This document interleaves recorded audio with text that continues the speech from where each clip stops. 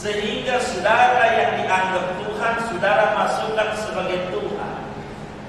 Saya mau bandingkan dulu, biar mudah. Ini nama saya ini masih belum alamat dulu. Masih nama ini. Bahkan ngaji kalamnya Rasulullah masalahnya. Jangan ambil salah ini kalam Nabi ini. Ini sedikit gambar. Ada ustaz, ada diustadkan. Beda apa sama? Apa diustadkan? Dianggap sebagai ustaz padahal pemburu hantu, kan begitu? Iya, padahal pemburu hantu. Cuman datangnya pakai sorban, pakai segala macam aksesorisnya. Itu namanya diustadkan. Jadi antara Tuhan dan dituhankan beda bersama. Beda. Kalau dituhankan apa? Dianggap sebagai sebetulnya Tuhan. Betul kan? Baik. Kalau begitu saya tanya, Allah itu satu banyak? Satu. Kalau Tuhan satu, namanya Allah. Selain Allah bukan Tuhan. Anda disembah namanya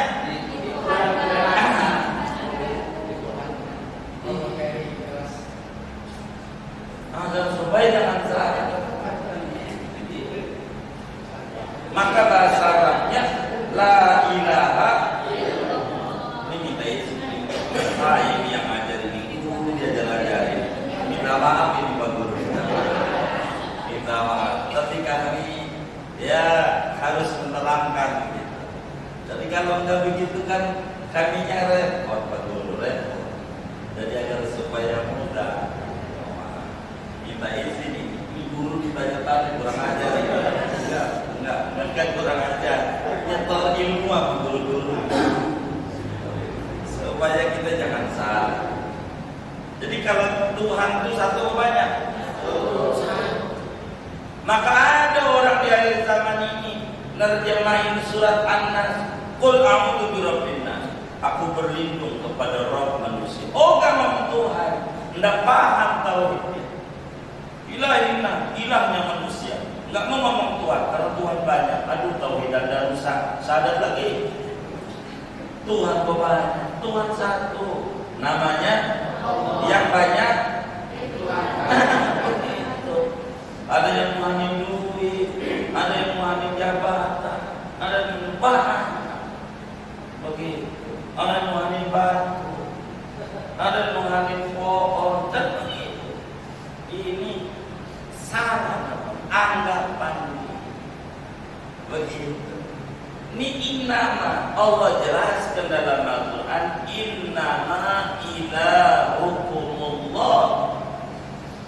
Hanya saja pakai innama ini gara-gara innama ini.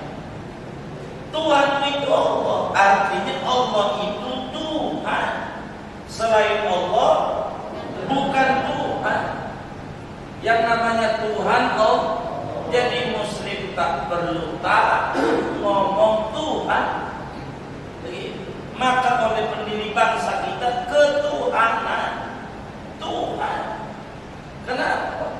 Enggak ngomong ini Tuhan banyak ada. Dijelaskan lagi yang Maha Esa. Itu sebagai kalimat mempertegas.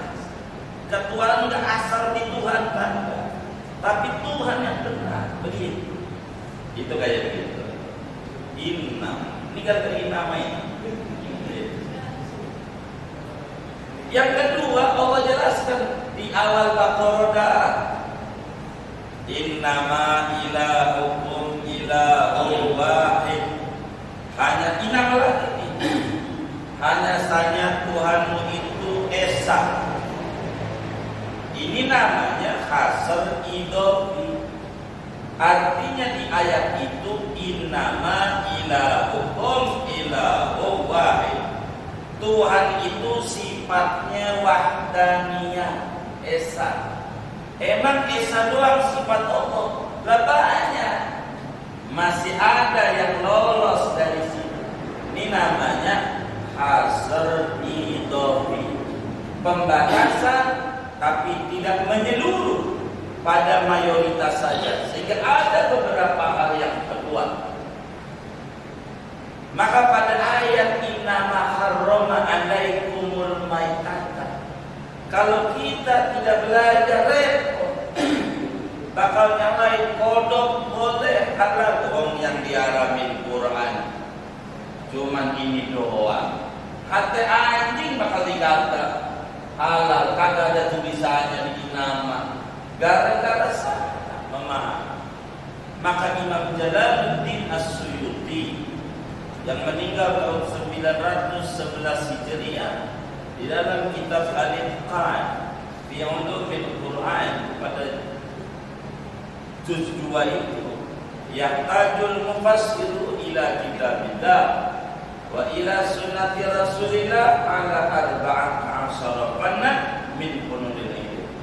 Orang kalau mau nyebur di lautan Quran, mau nyebur di lautan hadis, pengen nafsiri Quran, nafsiri hadis, maka dia harus kuasai 14 disiplin ilmu. Kalau tidak, hancur Quran gara-gara dia, hancur hadis Nabi gara-gara dia.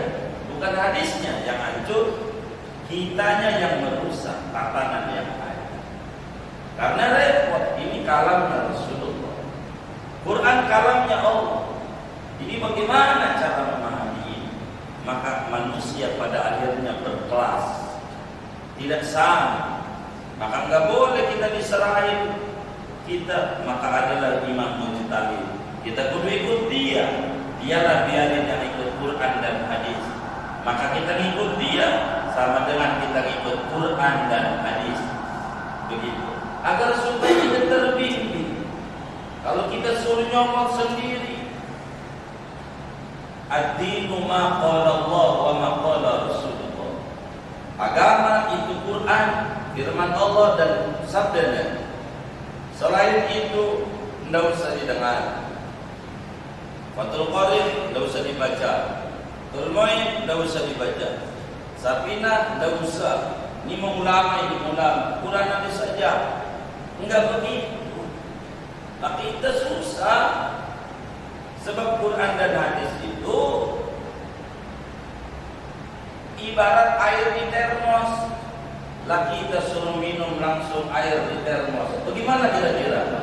Enggak melepuh. Maka orang itu biar mudah minum air yang di gelas kayak gini, diminumnya enak. Begitu. Mudah diolah dari termos. Yang olah ulama namanya Imam Mujtahid. Maka kita harus ikut mereka. Mereka ikut Quran sama. Jangan kita kayak mereka. Otak kita nggak sama. Banyak. Repot. Ini baru nama. Tapi sampai jam berapa belum belajar nih? Ya, jam 8. Inam. Nah, inama di sini apa ini? Kan begitu. Sesudah kita memahami ada hasal hakiki, ada hasal idofi, lalu inama di sini yang Nabi ini sebut innamal amalu, pembatasannya menyeluruh ataukah mayoritas saja? Aksariyun lakuliyun. Apakah cuman kebanyakan doa atau cuman sebagian aja? Pokoknya kita fokus di inama, matanya di inama aja, jangan lari-lari dari inama. Ya pokoknya terjemahannya mah hanya saja. Kita nggak mau hanya saja itu apa? Biarkan. Kalau cukup dengan terjemahan saja, maka semua orang dari Sabang sampai Merauke bisa nafsiri Al-Quran karena terjemahan itu banyak. Dan banyak percetakan nerjemah juga. Tapi enggak begitu. Harus dipahami. Ini bahasa Arab. Lagi bahasa Indonesia yang diomongin tiap hari. Ada gurunya, ada sarjananya, ada magisternya, ada doktornya bahasa Indonesia. Hampir profesor. Itu bahasa yang tiap hari diomongin. Udah ada guru. Ada guru bahasa Indonesia. Ada yang tiap hari diomongin.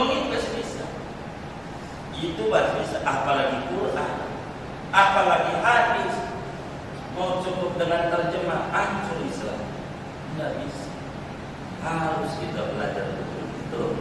Jangan sampai kemudian menjadi keliru begitu ajaran. Innama di sini innama.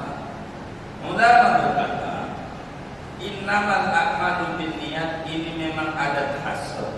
Tapi hasr di sini adalah hasr idhaf.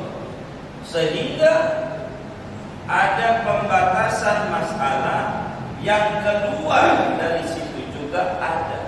Artinya ada amalan yang tanpa niat pun jadi dipandang oleh agama.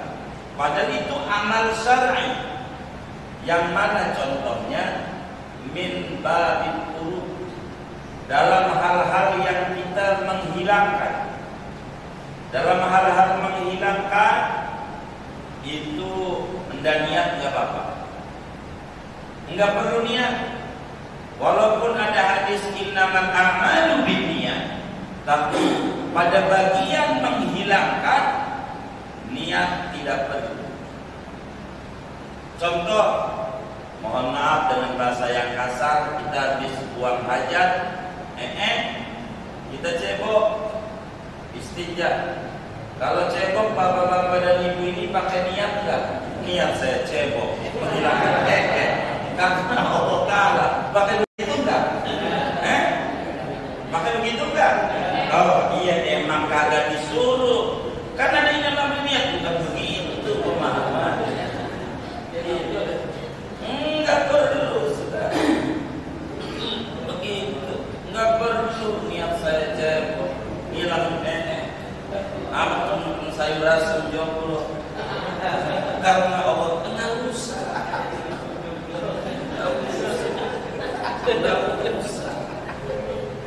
Enggak ada yang gaya-gaya begitu, enggak ada. Tapi innamal a'malu iya itu min babil qulub, bab-bab yang meninggalkan dan menghilangkan, tak perlu niat. Mana lagi? Bayar utang. Itu kalau bayar utang enggak perlu kita pakai niat. Niat saya bayar utang, kata penutang lu enggak perlu niat. Yang penting bayar. Perlu niat 1000 kali, kagak bayar gua gedek. Benar enggak? Doa. Iya, perlu apa niat dia. Ini bab izarat tuyuk. Lolos dari innamal a'malu binniyat. Enggak semuanya, tapi dinyatibar di agama. Kalau kita bayar utang walaupun kagak niat, sah bayar utangnya. Jangan sampai dibalik. Iya, utang kagak dibayar, bayar kagak jadi. Tuh, begitu. Ini inama, itu inama.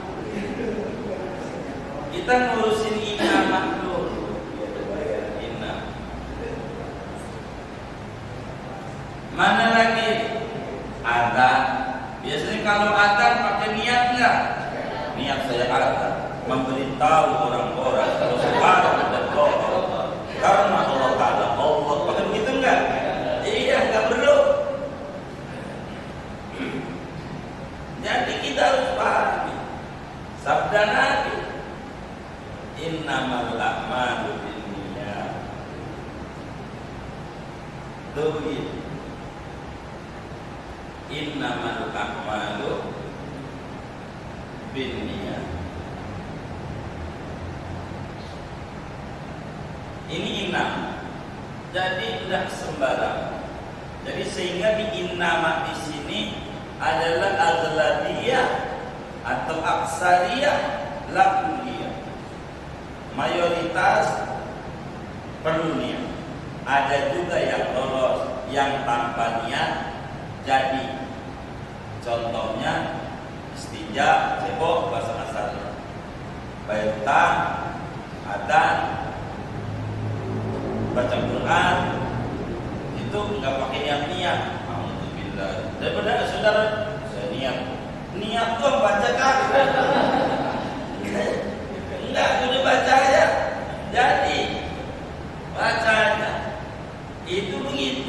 Padahal innamal a'malu binniyat. Tuh begitu. Dari nama selesai itu al-a'malu binniyat. Al-a'malu binniyat. Kan innamal a'malu begitu. Ini sampai jam berapa dulu biar tenang saya yang rakitnya. Enggak lari-lari nih. Sampai jam 8. Amatannya jawab enggak? Enggak usah. Enggak usah. Baik. Al-a'malu binniyat. Innamal a'malu. Hanya saja amal. Amal itu apa yang dimaksud? Amal kan ada 3. Ada amal hati, ada amal lidah, ada amal anggota tubuh. Amal yang kudu niat yang mana? Karena amal ada 3. Ada perbuatan hati, ada perbuatan lidah, ada perbuatan anggota lain, anggota tubuh, tangan, kaki. Mana ini yang disebut al-a'mal binniyatnya oleh Nabi? Apakah hati juga kudu niat? Sehingga niat itu kudu diniatkan lagi? Tidak. Sebab itu bakal menjadi sebuah kemuskilan. Nanti bakal tasalsul, ya mustahil. Yang disebut amal adalah perbuatan dan ucapan. Maka semuanya berulang kepada niat. Sehingga al pada lafaz al-a'malu namanya disebut al-lil ahdid tinggi. Sehingga orang sudah paham maksud al di sini innamal a'malu syar'iyyatu binniyat. Innamal a'malu syar'iyyatu binniyat. Hanya saja amal-amal yang bangsa agama yaitu dengan niat. Yang agama aja, yang non agama tidak perlu pakai niat. Amal-amal syar'i aja itu bakal direken, bakal dinilai dengan niat. Yang non syar'i enggak usah niat, enggak apa-apa.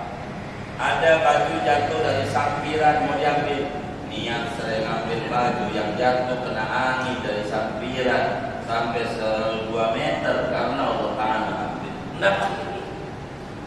Itu bukan amal syar'i. Enggak kemudian innamal amal binniyat sehingga kita digeneralisir segalanya pun begitu.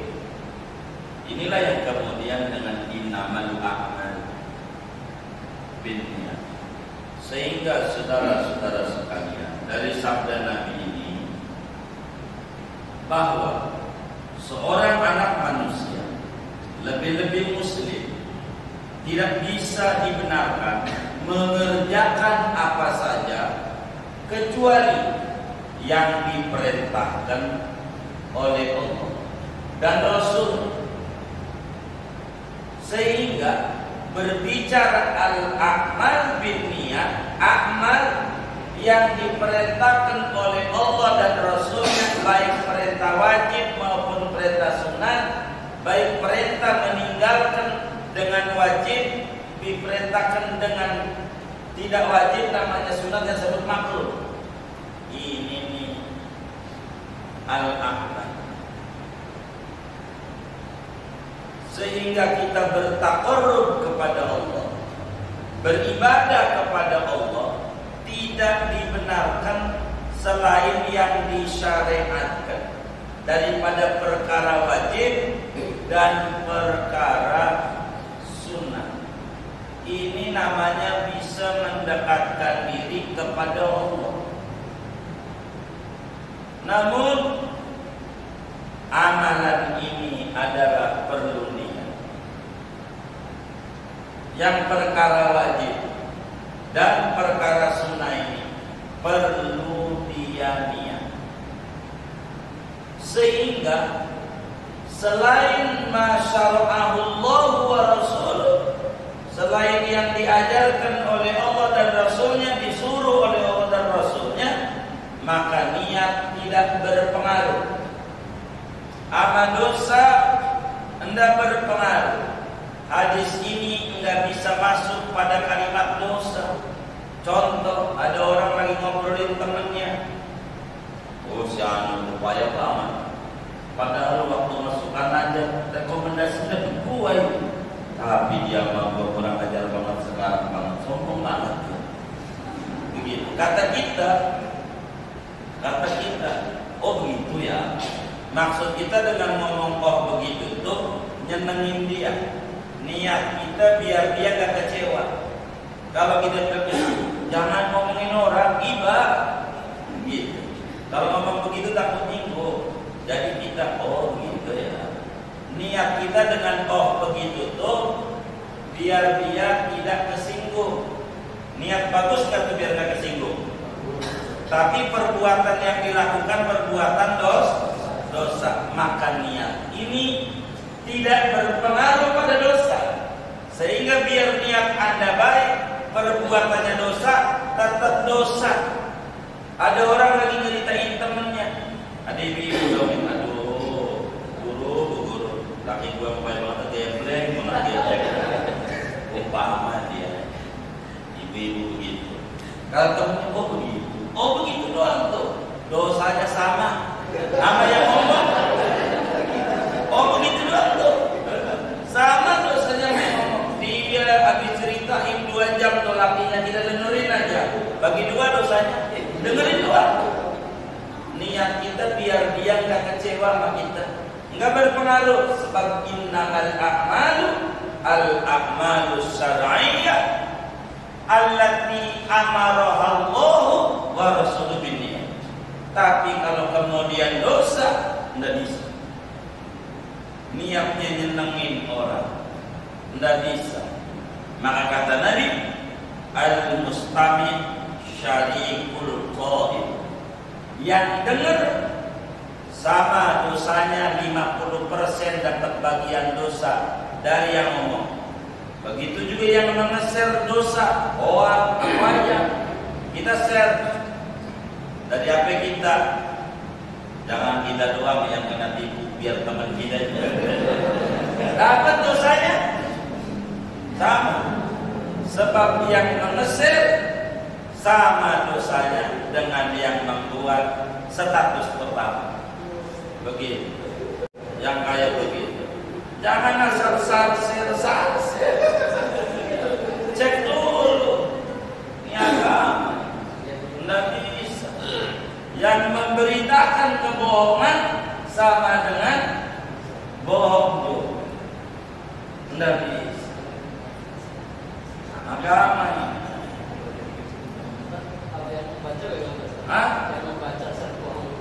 Iya, yang membaca dia adalah pabriknya. Ini yang edarin ini dapat bagian dari pabrik. Saya baca enggak? Karena saya baca doang. Iya, dia baca doang. Oh iya, kalau dia baca doang niatnya pengen tahu apa, habis itu cuma diam aja, ya enggak apa-apa. Kalau yang model kayak begini, yang kayak begini. Maka kenapa orang rusak dengan COVID yang ada ini?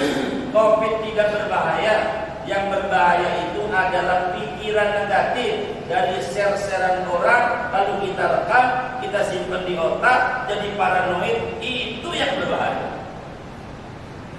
Itu yang berbahaya. Kalau orang besar kita gak baca-baca, biasa aja. Jadi kita belum siap menerima sebuah berita. Berita itu boleh benar, boleh bohong. Namanya berita. Kecuali berita dari Allah dan Rasulnya, udah pasti benar. Kan begitu. Tapi kita ini percaya banget.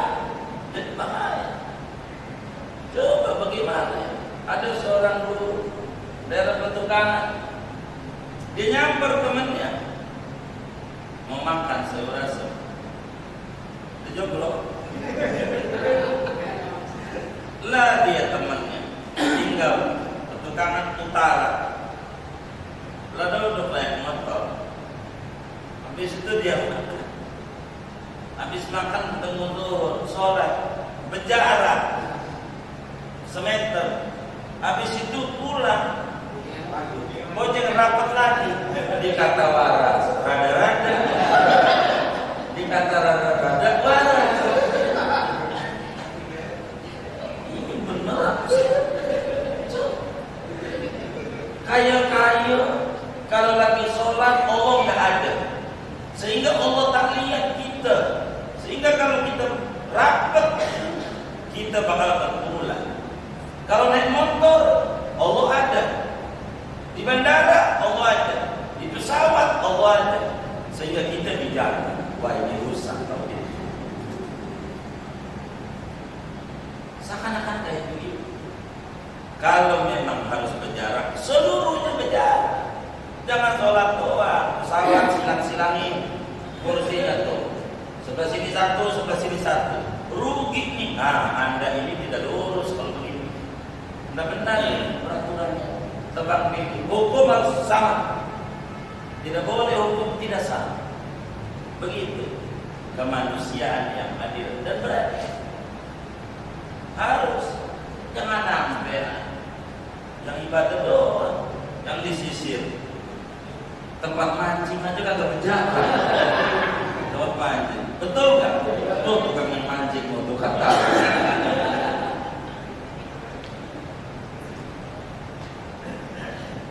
Innamal a'malu binniyat. Amalan agama itu perlu niat. Kalau yang haram biar dikata kita dan niat tidak berpengaruh. Wan niyatu la tu'asiru bil ma'asi.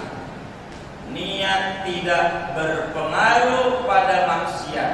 Walaupun niat kita baik, tapi amalnya maksiat bukan al-amal syar'iyyah, maka tidak punya nilai.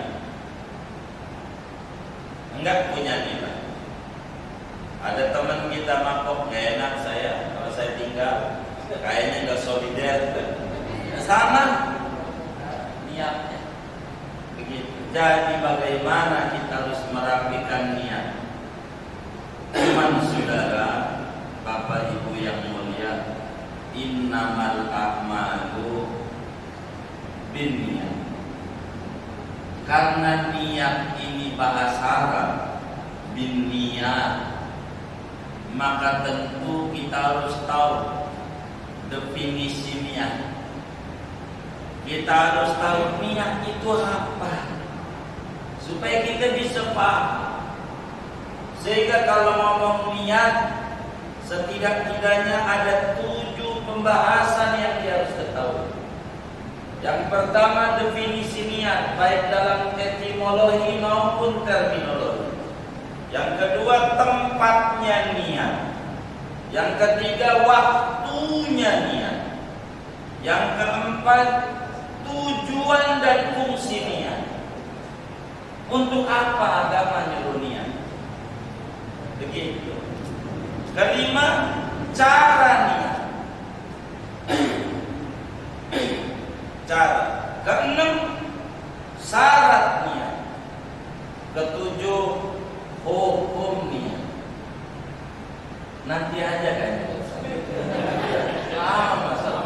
Aku tapi 12 lu repot juga.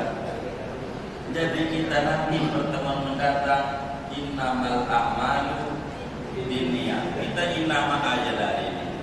Yang penting kita innama. Innama ya Ahmad. Mereka aja dulu dah.